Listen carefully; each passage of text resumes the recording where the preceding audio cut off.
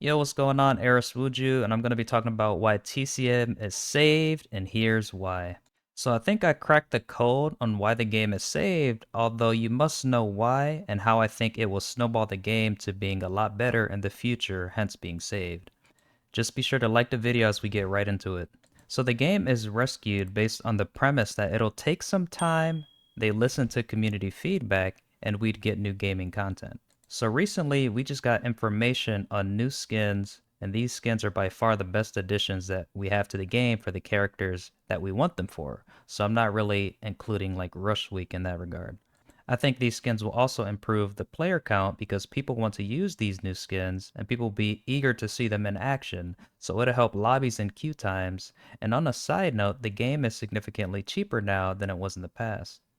Believe it or not, there are people waiting on the sidelines to buy the game when a significant update happens, such as a new map.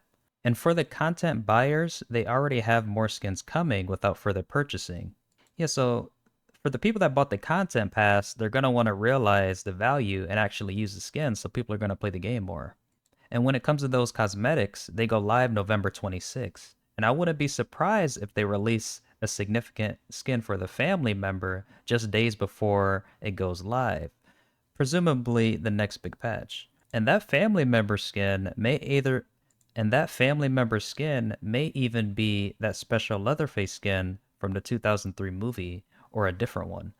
Now, when it comes to the time aspect of the game, I'm under the impression that within a year, we'll have at least two new maps, family members, victims, and if they really cook, we'd get three maps, but four tops, although I doubt four maps because that's a little much. So I think time heals all wounds, and within that time, I think bugs and balancing will also be dealt with and cured, although bugs is an ongoing issue because when changes happen, sometimes just other things break, so it's a ongoing task.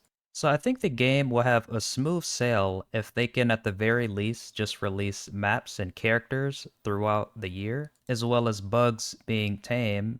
But I think the game can go to new heights if they kind of fire off on all cylinders.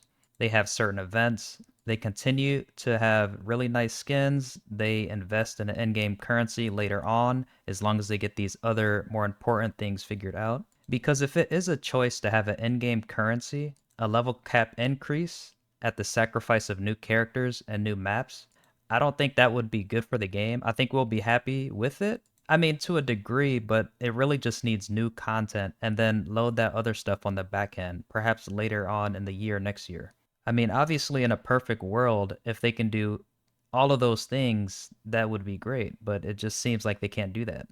So over time, we will get a level cap increase, but the focus right now is new playable content, and it seems like they can't do both at the same time. And I think something that just tops this all off is if they continue to listen to community feedback, because that will really improve the game because it's coming from us. And a lot of times we know the game better than them in certain situations. With that being said, subscribe to the channel if you haven't already. Thank you.